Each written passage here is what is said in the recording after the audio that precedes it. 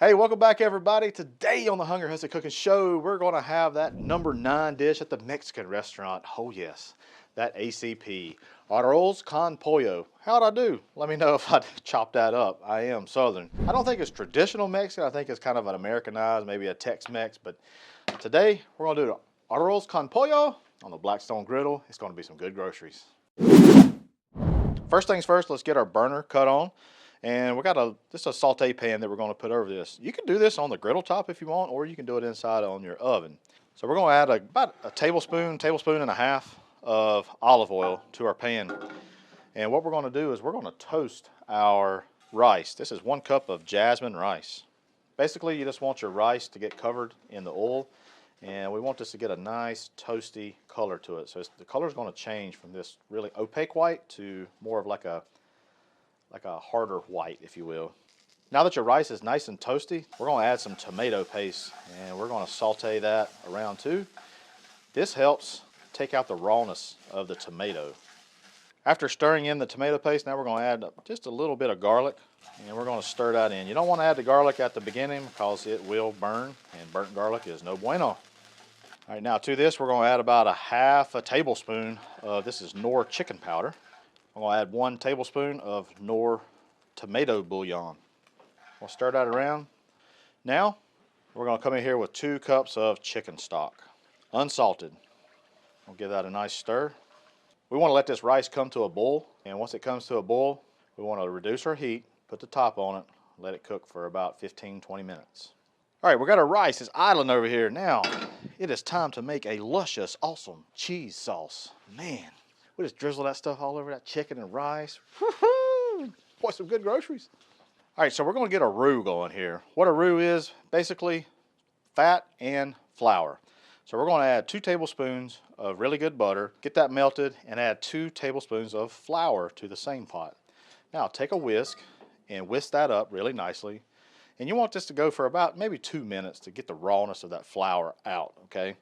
Now once you get the consistency and the look of about this right here, now it's time for our milk. So we're going to do 1 cup of whole milk and 1 cup of evaporated milk.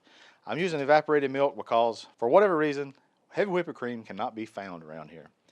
Stir that well until it comes up to a slight little simmer, and it will begin thickening up, and then we're going to add our cheese. Y'all probably asking, Hussey, what kind of cheese are you going to use in this awesome cheese sauce you're telling me about? Well, I'm glad you asked. We're going to use about 1 cup of Oaxaca cheese. Man, this stuff right here melts so ooey, so gooey. So I'm going to add 1 cup of Oaxaca, and I'm going to add about 1 cup of white American that I have chopped up. This is deli sliced cheese that I get from the deli counter. Also to that, I'm going to use a little bit of 4 cheese Mexican. It has Monterey Jack, cheddar, asadero, and it's got queso quesadilla, which is also a very, very gooey cheese. All right, so we're coming over here to our roux mixture, or really this is a gravy at this point. See, it's kind of tightened up a little bit. You don't want it to be really, really thick because you really want the cheese to be your thickener. So to this mixture, we're going to add our cheese. This is the American cheese, and this is the Oaxaca cheese.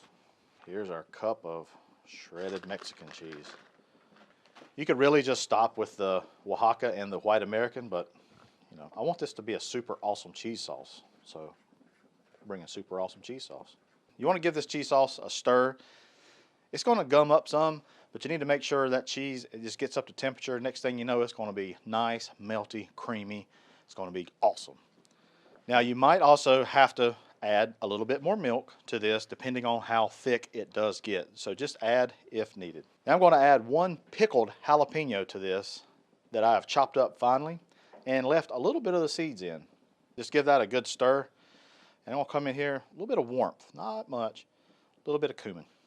Man, look at that cheese sauce. Whew, dang it, boy. All right, so our rice, the timer's been about 20 minutes. So what we're going to do is we're just going to turn this burner off. We're just going to let that rice sit there. It's going to steam a little bit more, and it gives it that dry texture that you're used to at the Mexican restaurant. Cheese sauce is done. Man, it looks awesome. Just want to give it a stir every once in a while. If it's really, really gummy, add you a little bit more milk or evaporated milk or half and half, whatever you got. Just add a little bit to it, all right? All right, vegetables. Let's get some vegetables prepped. Some Mexican restaurants, they don't put any vegetables on there. I love vegetables, so I like to do some onions and peppers. I like red peppers because they're nice and sweet, and they look really good too. You might have company over. Somebody might say, oh, that's some beautiful peppers you got there, Hussey. Now we just got a sweet yellow onion that we're going to chop up. This is a rather big onion, so I think we're just going to do half right here. Now it's time to prepare the chicken. What I like to do, I like to butterfly the chicken. This right here allows me to get nice strips, small strips, and they all cook very evenly. All right, from that butterflied piece, now I'm going to slice this into 2 separate pieces. Now I stack those 2 on top, and I cut those in half. Then I have 4 pieces. I stack all 4 pieces on top, and I come through and make my strips. Most Mexican restaurants, they're just really nice little thin strips of chicken. Now it's time to get the chicken on the griddle and get it cooked. I'm going to start off with a little bit of, this is avocado oil onto a hot griddle. It's pre-warmed to about a medium heat. You can see the smoke rising off top here, and that tells us it's ready. The oil is shimmering. So we got our chicken breast strips. We're just going to come in here, lay it on our griddle. You want to make sure the chicken is fanned out so that every piece can get contact patch onto the griddle. Now we're going to flavor this up a little bit. We're going to take some of this Blackstone Essential Blend. Come in here and dust real well. Now I want to come here with a little bit of Mike Lowry's, or Lowry seasoned salt. I like to say Mike Lowry's, called the Bad Boys. This is a trick I learned from where I go to a Mexican restaurant. I asked them, how do they season their fajita meat? He said, he just seasoned it with seasoned salt. I was like, the Lowry seasoned salt? Yep, Lowry seasoned salt. So our chicken, it's hot griddle top. And we're just gonna come in here. It's already getting some nice color.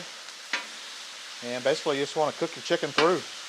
Once your chicken is done, when it hits that 160, 165 degree mark and that beautiful color, you know it's time to take the chicken off the griddle. All right, so typical Hussey, right? I forgot my onions and peppers. What the world, Hussey?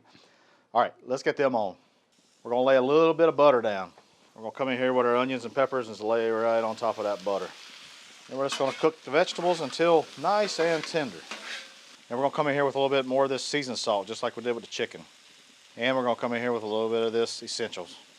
Once your onions and peppers are to your desired likeness, I like mine with a little bit of crunch to it. Just take these off and let's set them to the side.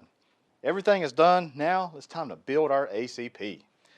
All right, we're gonna start with our rice. Man, look at that rice. It is nice and loose. It's not gummy at all.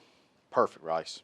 And we're gonna bring our chicken. And we're gonna take some of these beautiful vegetables, peppers and onions. Look how beautiful that makes, that red pepper. It's gonna be nice and sweet too. And now, the star of the show, the cheese. I'm gonna bring this cheese all over this. Now for just a little bit of color, I like to come in here with a little bit of cilantro. You know, you want to church this up. You don't want somebody coming by and talking trash that you don't have garnish on your plate. Also, let's do a little lime in there. I like some lime. There we go. Number 9, ACP. It is done, and it's beautiful. I guarantee it's good. Now for the fun part of the job, let's give this a try. Let's see what this ACP is all about. I'm gonna come in here and we'll get some of this rice. I'm gonna get some of this chicken, onion, pepper, everything. Cheers.